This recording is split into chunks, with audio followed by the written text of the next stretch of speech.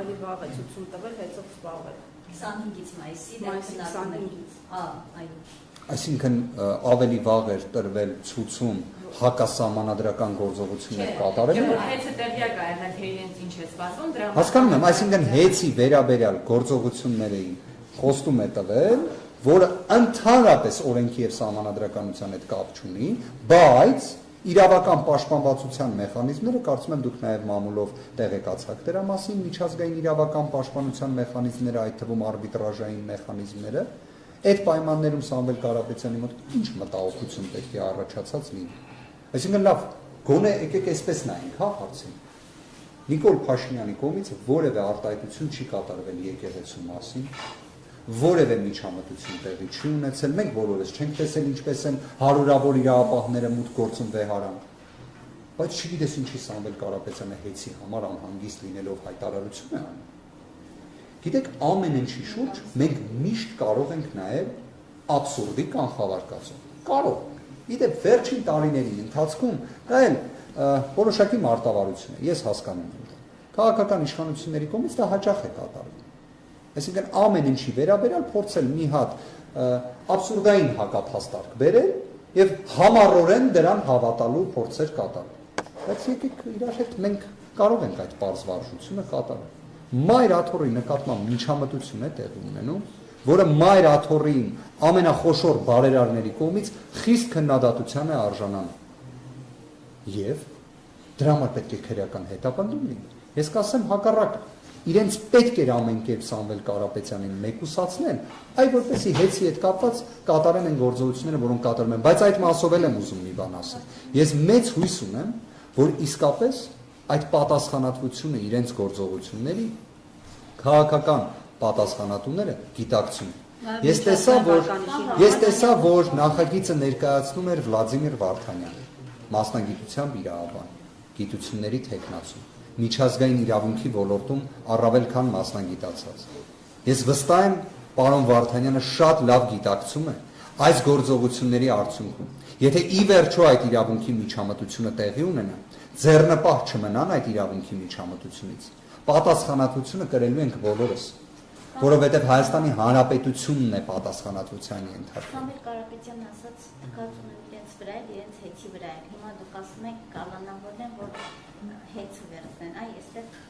ի վերջո թքած ուներ Սամվել Կարապետյանը հեծի վրա թե չէ։ Ես կարծում եմ առաջիկայում, չնայած այս ողջ ռեպրեսիվ, իրականում դասական իմաստով ռեպրեսիվ միջամտությունների, երբ որոշակի ճեղքում կկարողանանք իրականացնել իրավունքի վերականգնմանն ուղղված գործողությունների որոշակի արդյունքներ կկարողանանք ապահովել, իսկ ես համոզված եմ, որ մենք դա կարողանալու ենք ապահովել, կարծում եմ ձեր հարցադրումը իսկապես հնարավորություն կունենաք փոխանցելու հենց Սամվել Կարապետյանին։ Պարոն Վարդանյան, մենք ճշտում էլի միջազգային տարբեր կազմակերպություններ են արձագանքել ստեղծված իրավիճակին, կան արդյոք իրավական կառույցներ, կազմակերպություններ այդ թվում, որոնք հետաքրքրվել են գործի համատեքստով հաշվի առնելով այս աղմուկահարույց երևույթները։ Ես կարող եմ ձեզ հետևյալ կերպ իրազեկել մի շարք գործիքակազմեր, որոնք նախատեսված են միջազգային իրավական պաշտպանության տեսանկյունից, նախապատրաստվում են,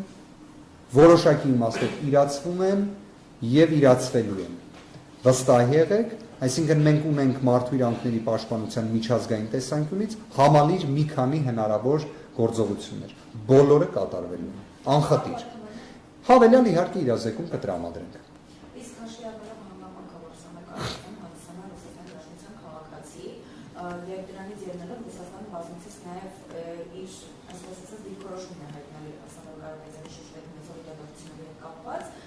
եւ ի տարբերություն Ֆրանսիայի, Ռուսաստանի հուշում է չխառնվել մեր երկրի ներքին գործերին։ Որքանով է դա համարվում մեր երկրի ներքին գործերին խառնվել հաշվի առնելով քաղաքացի լինելու հանգամանքը եւ հաշվի առնելով այդ նույն հանգամանքը ինչ իրավասություն ունի Ռուսաստանի Դաշնությունը Սամվել Կարապետյանի նկատմամբ գործերի հետ կապված եւ արդյոք անում է ինչ-որ քայլեր։ Ես հետեւյալը կարող եմ արձանագրել, որ հաշվի առնելով այն տնտեսական նաեւ գործունեության հանգամանքը, որը Սամվել Կարապետյանը իրականացնում է թե ՌԴ-ում, թե այլ երկրներում իդեպ, բազմաթիվ երկրներից էլ կարող են լինել հստակ արձագանքներ այն ապօրինի քրեական հետապնդման, այն իրականում ակնհայտ իրավունքից ընդհանրապես դուրս խափանման միջոց կալանքի վերաբերյալ բազմաթիվ երկրներից վստահ եղեք լինելու են։ Այսինքն ամեն դեպքում հիմա Մակրոնի հայտարարությունը դուք մեջ բերում եք, բայց նույն ֆրանսիական մի շարք հեղինակավոր լրատվամիջոցներ անդրադարձել են Սամվել Կարապետյանի նկատմամբ ապօրինի հետապնդմանը։ Իդեպ ինքս էլ պատիվ ունեցել եմ դրա վերաբերյալ հարցազրույցը հենց այսպես ասած տվյալները փոխանցել գործընկերոջ։ Բայց մի բան եմ ուզում իրավական տեսանկյունից ֆիքսել։ Սամվել Կարապետյանը հանդիսանում է Հայաստանի Հանրապետության ոչ թե զուտ քաղաքացի, այլ նաև Հայաստանի Հանրապետության ռեզիդենտ։ Իր շահերի գործունեության կենտրոնը հանդիսանում է Հայաստանի Հանրապետությունը համաձայն պետական եկամուտների կոմիտեի կողմից տրված տեղեկանքի։ Սա կարևոր հանգամանք է, որովհետև անձը իսկապես երբ խոշոր անվանի գործարար է, կարող է ունենալ իր բիզնես գործունեությունը բազմաթիվ երկրներում։ Սամվել Կարապետյանի դեպքում իսկապես իրավիճակը այդպիսին է, բայց վերջինս իր գործունեության, այսպես ասած հիմնական առնչության որպես թե գործարար, թե որպես անձ, թե որպես քաղաքացի ընկալվում է հենց Հայաստանի Հանրապետության կողմից։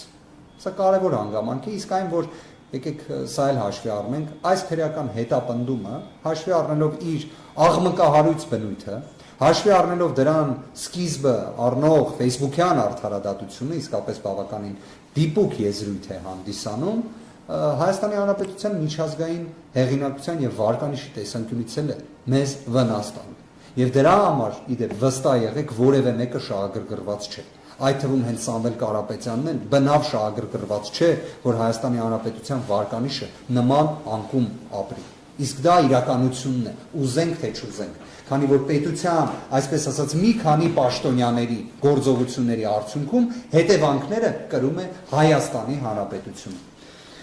Իսկ իրավական տեսանկյունից Ռուսաստանի որևէ գործառույթ կարող է իրականացնել կամ իրականացնել։ Մի շարք գործողություններ կարող է իրականացնել եւ որը չի կարող դիտարկվել որպես միջամտություն պետության ներքին գործերին, քանի որ այո, տվյալ դեպքում նաեւ ՌԴ քաղաքացիության հանգամանքը առկա է, բայց ես ուզում եմ այլ կողմից հարցին մոտենալ, իսկ այդ կողմը հանդիսանում է այն, որ Սամվել Կարապետյանի կողմից եթե նայում ենք իր իրականացրած գործունեությունը տարիների ընթացքում, նաեւ բարեգործական ծրագրերը, իդեպ Հայաստանում եւ Արցախում կարող ենք այդ իմաստով նաև առանձնացնել հենց Ստեփանակերտի հանրապետական հիվանդանոցը։ Այդ տեսանկյունից կարծում եմ նման տեսակ իրավական գործիքակազմերի հնարավորությունը իհարկե առկա է, բայց նաև մենք հաշվի ենք առնում այստեղ քաղաքական հետապնդման կոնտեքստը եւ ոչ միայն կոնտեքստը, այլ դրա փաստական տվյալը։ Մի այսպիսի հարց տամ էլ, Նիկոլ Փաշինյանը քիչ առաջ գրառում է արել եւ այդ գրառման մեջ կրկին սպառնում է հեծիային աշխատակիցներին, որոնք իր խոսքով զբաղված են քաղաքական խարդավանքներով, ասում են հուլիսին կազատվեն աշխատանքից եւ հավելում է. նրանք ովքեր հետ աշխատակիցներին պարտադրում են հավաքներին մասնակցել, նաեւ կդատվեն։ Նախ ինչ իրավունքով է այսպես կարող են այս օրվա իրավիճակով խառնվել մասնավոր ընկերության գործունեությանը Եվ արդյոք սա արդարադատությանը միջամտելու փորձ է, որտեղ դատարանը արդյոք պետք է որոշի, ինչ որ մարդ կկալանավորվի, թե չէ, կդատվի, թե չէ։ Իրականում շատ դժվարանում եմ մեկնաբանել նման հայտարարությունները, անկեղծորեն եմ ասում, քանի որ մեկնաբանելիս պետք է որպես հավանաբար փորձեմ իրավական հիմքեր գտնելու տեսանկյունից մեկնաբանեմ, իսկ դա չափազանց դժվար է այս իրավիճակում։ Ես հիմա ուղղակի ուզում եմ հասկանամ, ես հիշում եմ երեք Վլադիմիր Վարդանյանը իր ելույթում խոսում էր նրա մասին, որ սա եղած է դեռևս կանխարգելիչ հնարավորության մասին է, հնարավորության, որ այնպես չէ, որ իրենք այս գործիքից օգտվելու են։ Փաստորեն, բայց արդեն գործադիր իշխանության ղեկավարը ասում է, որ հուլիսին հաստատ օգտվելու են։ Հասկանում եք, այս աստիճան իրար հակասող իրավիճակ, գիտեք որ դեպքերում է լինում, երբ նպատակը գործողության լինում է ոչ լեգիտիմ։ Երբ իրավունքին միջամտությունը տեղի ունենում, մենք ունենք շատ հստակ տարիների ընթացքում ձևավորված մեխանիզմ։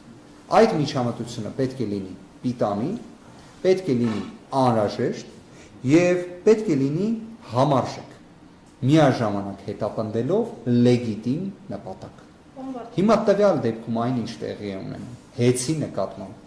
այս իմ թվարկած չափորոշիչներից որևէ մեկի հետ նվազագույն համապատասխանություն չունի։ Եվ սա ակնհայտ է թե Հայաստանի Հանրապետությունում, թե տվյալ դեպքում Հայաստանի Հանրապետությունից դուրս։ Իսկ իրավական հետևանքները այդ իմաստով փոխհատուցումների եւ այլ գործիքակազմերի կրկին որպես դուժող հանդիսանալու ենք բոլորս եւ հույս ունեմ, որ թե աշխատողների գործունեությանը միջամտությունից պետք է զերծ մնալը ընկալվի, թե պետք է անմեղության կանխավարկածը հարգվի եւ ի վերջո գործադիր իշխանությունը չպետք է երբեք վերածվի դատական իշխանության։ Թեև կրկին հիշեցման կարգով Արմեն Դանիելյանը պետք է դառնա Վճռաբեկ դատարանի դատավոր, Արմեն Դանիելյանի մասնագիտական գործունեության այդ աճը կախված է մեկ խմբակցությունից եւ այդ մեկ խմբակցությունը քաղաքացիական պայմանագիր խմբակցությունն է, ով ամեն օր խոսում է Սամվել Կարապետյանի մասին։ Եվ Հայաստանի Հանրապետության իրական ժողովրդավարական մթնոլորտում հենց Արմեն Դանիելյանը պետք է որոշի Սամվել Կարապետյանը շարունակի մնալ կալանավորված միջին ծանրության ենթադրյալ հանցանքի համար, որտեղ այլևս Հայաստանում ոչ մեկ չի կալանավորվում, թե բոլոր դեպքերում պետք է շարունակի մնալ կալանավորված։ Կարծում եմ այսքան բարդ իրավական կանխատեսում կատարելու հնարավորություն այլևս չի լինում։ Ժողովրդի մեջ տարածված թեզերը, ասեմ, ձեզ խնդրում եմ դրան անդրադառնալ, ամեն դեպքում ինչքան էլ աբսուրդ լինի, բայց մարդիկ այդպես են